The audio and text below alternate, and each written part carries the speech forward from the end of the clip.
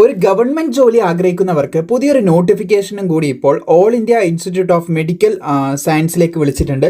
ഇതെന്ന് പറയുന്നത് ഒരു CRE ആണ്, അതായത് കോമൺ റിക്രൂട്ട്മെന്റ് എക്സാമിനേഷൻ. അതായത് നിരവധി നോട്ടിഫിക്കേഷൻ ഒരുമിച്ച് കമ്പൈൻ ആയിട്ട് വിളിക്കുന്നതാണ്. വിവിധ ക്വാളിഫിക്കേഷനുള്ള വിവിധങ്ങളായിട്ടുള്ള പോസ്റ്റുകൾ ഒരുമിച്ച് വിളിക്കുന്ന ഒരു നോട്ടിഫിക്കേഷനാണിത്.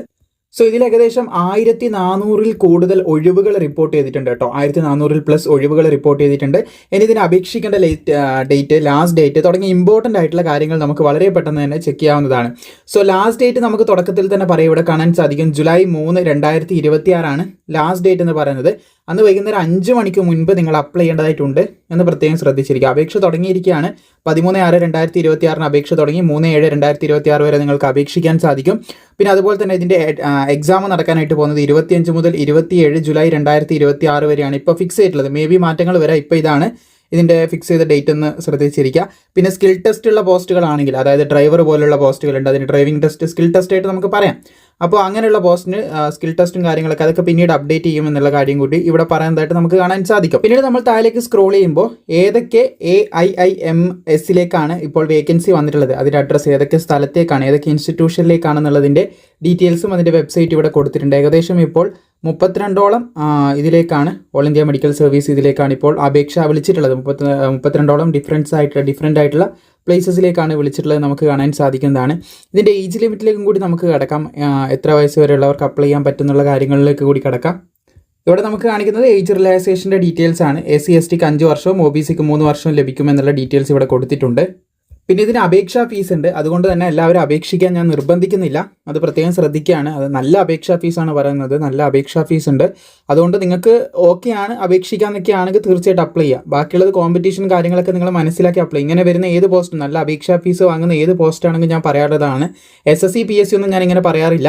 ഇപ്പോൾ ഈയിടെ ഒരു ഫോറസ്റ്റിൻ്റെ ഒരു റിക്രൂട്ട്മെൻറ്റ് 1000 രൂപേൻ്റെ അടുത്ത് ഇതിലുള്ള ഫീസുള്ളത് ഞാൻ വിളിച്ച സമയത്ത് ഞാൻ പറഞ്ഞിട്ടുണ്ടായിരുന്നു, നോക്കിയിട്ട് അപേക്ഷിച്ചാൽ മതി. വേക്കൻസി 1, 2 അങ്ങനെ എന്തോ ഉള്ളൂ. പിന്നെ അതുപോലെ തന്നെ IBൻ്റെ നോട്ടിഫിക്കേഷൻ വന്ന സമയത്ത് അതും ഞാൻ പറഞ്ഞിട്ടുണ്ടായിരുന്നു. അതിലും സെലക്ഷൻ ലഭിച്ച തിരുവനന്തപുരത്ത് നമുക്കറിയാവുന്നതാണ്. മൊത്തം എക്സ് സർവീസ്മാനെ എടുത്തിട്ട് 3 പേരായിട്ടായിരുന്നു ആ ഡ്രൈവർ പോസ്റ്റിലേക്ക് MTS ഡ്രൈവർ. ഐ തിങ്ക് അത് കൃത്യമായിട്ട് ഞാൻ ഗ്രൂപ്പ് പറഞ്ഞിട്ടുണ്ടായിരുന്നു, നോർമൽ ജനറൽ കാറ്റഗറിയിൽ എടുത്തിട്ടുള്ളത്. അപ്പോൾ അങ്ങനെ ഒരു സംഭവം ഉണ്ട്. അതുകൊണ്ട് ഫീസ് ഒരു മുഖ്യമായിട്ടുള്ള കാര്യം തന്നെയാണ്. ഫീസും നമ്മുടെ അടുത്ത് നിന്ന് പോകണം. പിന്നെ ചാൻസുകൾ നമുക്കറിയാവുന്നതാണ്, എക്സാംസിലുള്ള ഒരുപാട് ചീറ്റിങ്ങും കാര്യങ്ങളും. അപ്പോൾ എല്ലാം നമുക്ക് സഹിക്കാൻ പറ്റുന്ന ഒരു കാര്യമല്ല. അപ്പോൾ എല്ലാ പോസ്റ്റുകളും നമ്മൾ എഴുതണം എന്ന് കരുതി ഇത് വിട്ട് കളയണം എന്നല്ല ഞാൻ പറയുന്നത്, എഴുതണം. പക്ഷേ ഇത് നിങ്ങളുടെ ഒരു ശ്രദ്ധയിൽ വെക്കുക. നമ്മളൊരു മിസ്റ്റേക്ക് ചെന്ന് ചാടരുത്. ഫീസ് ഉണ്ടെങ്കിൽ നമ്മളൊന്ന് ശ്രദ്ധിച്ച് ഒന്ന് മുൻകരുതലൊക്കെ എടുത്ത്, അപേക്ഷ ഉണ്ടോ, അപേക്ഷകർ കൂടുതൽ വരാൻ ചാൻസ് ഉണ്ടോ, ദെൻ ഓൾസോ നമ്മുടെ ഏറ്റവും ഇമ്പോർട്ടൻറ്റ് വേക്കൻസി കുറവാണോ, അങ്ങനെയൊക്കെ ആകുമ്പോൾ ഒന്ന് ശ്രദ്ധിച്ചിട്ട് അപ്ലൈ ചെയ്യാമെന്ന് മാത്രമേ, ഒരു മുൻകരുതൽ എടുക്കാമെന്ന് മാത്രമേ ഞാൻ പറയുന്നുള്ളൂ. അപ്പോൾ അപേക്ഷാ ഫീസായിട്ട് പറയുന്നത് ഇവിടെ കാണാൻ സാധിക്കും. ജനറൽ OBC 3000 രൂപയാണ് ഇവിടെ അപേക്ഷാ ഫീസ്. 3000 രൂപ അപേക്ഷാ ഫീസ് പറയുന്നുണ്ട്. അതുപോലെ SC ST candidate, EWS candidate ആകുമ്പോൾ 2400 രൂപ ഫീസായിട്ട് പറയുന്നത് കാണാൻ സാധിക്കും. പിന്നെ പേഴ്സൺ വിത്ത് ഡിസബിലിറ്റിക്കൊന്നും ഫീസ് എക്സംപ്റ്റഡ് ആണ്, അവർക്ക് ഫീസ് അടക്കേണ്ടതെന്ന് ശ്രദ്ധിച്ചിരിക്കുക. സോ ഇനി നമുക്ക് ക്വാളിഫിക്കേഷൻ, ഏജ് തുടങ്ങിയ എല്ലാ കാര്യങ്ങളും നമുക്ക് മനസ്സിലാവുന്ന രീതിയിലെല്ലാം കൃത്യമായിട്ട് പറഞ്ഞുതരാം.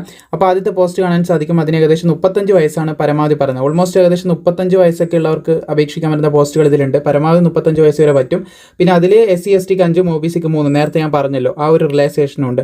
അപ്പോൾ ഒരു പോസ്റ്റ് ഇവിടെ കൊടുത്ത് കാണാൻ സാധിക്കും. അതിൻ്റെ ക്വാളിഫിക്കേഷൻ MSc ഡിഗ്രി ഒക്കെയാണ് കേട്ടോ പറയുന്നത്. അതുള്ളവർക്ക് അപ്ലൈ ചെയ്യാൻ പറ്റുന്നതായിരിക്കും. MSc home science, food and ന്യൂട്രീഷനിലൊക്കെ ഉള്ളവർക്കാണ് ഡയറ്റീഷ്യൻ പോസ്റ്റിലേക്ക് അപ്ലൈ ചെയ്യാനായിട്ട് സാധിക്കും. പിന്നീട് വരുന്ന പോസ്റ്റുകളൊക്കെ ഡാറ്റ എൻട്രി ഓപ്പറേറ്റർ എന്ന് പറയുന്ന പോസ്റ്റാണ് കേട്ടോ. അപ്പോൾ അതിൽ വരുന്നത് ഏകദേശം നിങ്ങൾക്ക് കാണാൻ സാധിക്കുന്നതാണ്. +2 അതുപോലെ തന്നെ ടൈപ്പിംഗ് സ്പീഡും സ്കിൽ ടെസ്റ്റും കാര്യങ്ങളൊക്കെ ആയിരിക്കും അതിലുണ്ടാകുക എന്ന് ശ്രദ്ധിച്ചിരിക്കുക.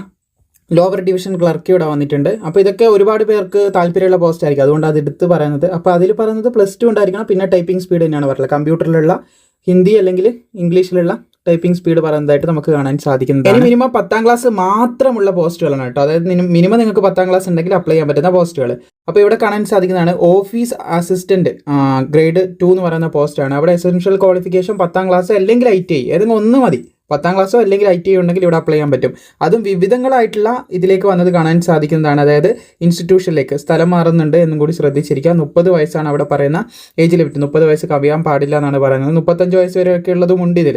അപ്പോൾ ഇങ്ങനെയൊക്കെയാണ് നോട്ടിഫിക്കേഷനിൽ പ്രധാനമായിട്ടുള്ള പോസ്റ്റുകൾ പറയുന്നത്. സോ അപേക്ഷിക്കേണ്ടവർക്ക് അപേക്ഷിക്കാം. അവിടെ 10ാം ക്ലാസ് പറയുന്നുണ്ട്. അവിടെയൊക്കെ വേക്കൻസി നിങ്ങൾക്ക് കാണാൻ സാധിക്കും. 1ഉം 2ഉം വേക്കൻസിയാണ്. അപ്പോൾ അതിലേക്ക് അപേക്ഷിക്കുമ്പോൾ ഇത്രയും വലിയൊരു ഫീസ് അടച്ചിട്ട് നമ്മൾ അപേക്ഷിക്കും. അതുകൊണ്ട് ഞാൻ ആ ഒരു രീതിയിൽ പറഞ്ഞത്. അല്ലാതെ നിങ്ങൾ അപേക്ഷിക്കാതിരിക്കാനല്ല, നിങ്ങൾക്ക് ഓക്കെ ആണെന്നാണെങ്കിൽ 1000 രൂപ 2000 രൂപയൊക്കെ അടച്ചിട്ട് 3000 രൂപയാണ് കേട്ടോ. 3000 രൂപ വലിയൊരു എമൗണ്ട് തന്നെയാണ്. ആ രൂപ അടച്ചിട്ട് ഈ പോസ്റ്റിന് അപേക്ഷിക്കാൻ താല്പര്യമുണ്ട്, അപ്ലൈ ചെയ്യാം. ജൂലൈയിലാണ് എക്സാം നടക്കുന്നത് എന്നും കൂടി ശ്രദ്ധിച്ചിരിക്കാം.